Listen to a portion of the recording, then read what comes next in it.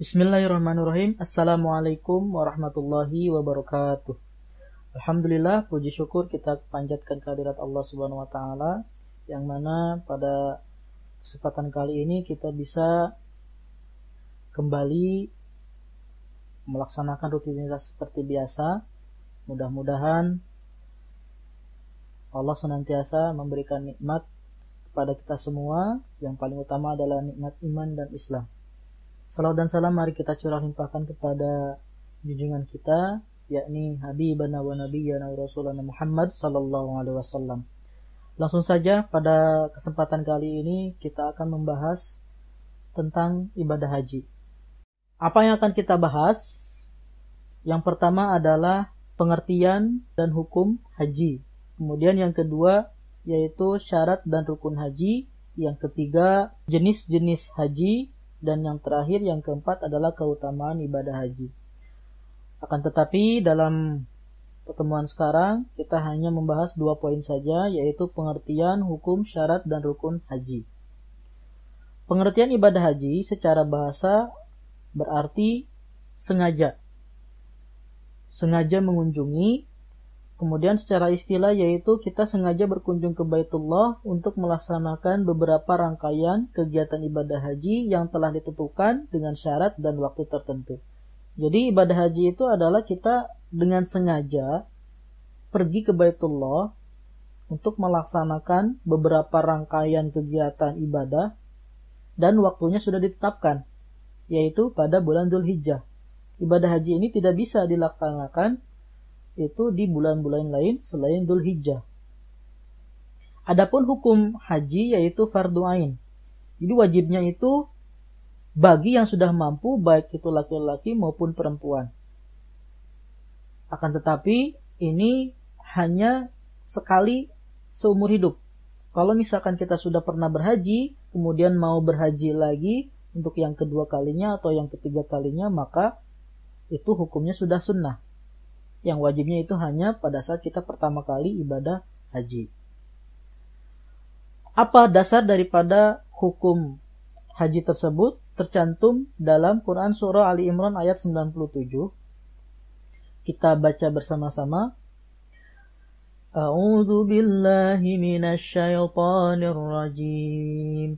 Bismillahirrahmanirrahim. فيه آيات بينات مقام إبراهيم ومن دخله كان آمنا ولله على الناس حج البيت من استطاع إليه سبيلا ومن كفر فإن الله غني عن العالمين. Artinya, padanya terdapat tanda-tanda yang nyata, diantaranya maqam Ibrahim. Barang siapa yang memasukinya Baitullah, maka menjadi amanlah dia. Kemudian mengerjakan haji adalah kewajiban manusia terhadap Allah, yaitu bagi orang yang sanggup mengadakan perjalanan ke Baitullah. Barang siapa yang mengingkari kewajiban haji, maka sesungguhnya Allah Maha Kaya, tidak memerlukan sesuatu dari semesta alam. Jadi ini dalil daripada hukum melaksanakan ibadah haji.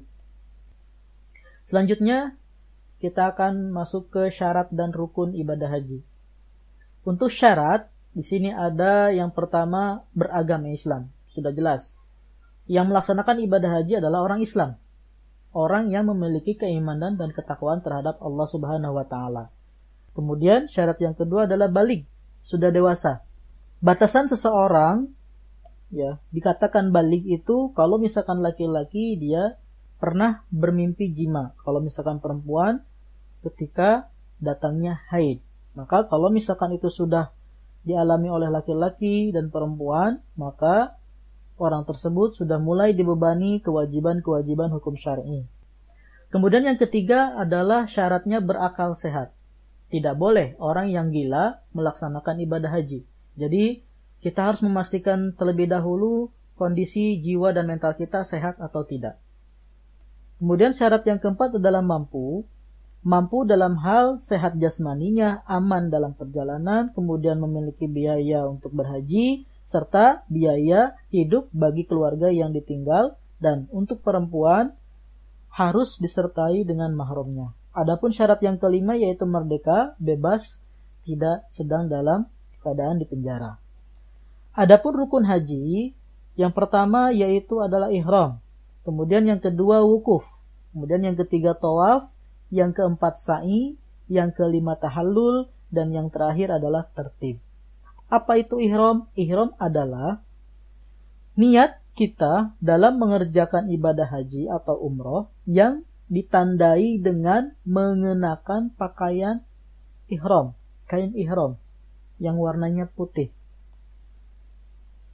Jadi kalau misalkan kita mau ibadah haji, kemudian kita jangan lupa untuk meniatkan dengan membaca labbaik Allahumma hajjan.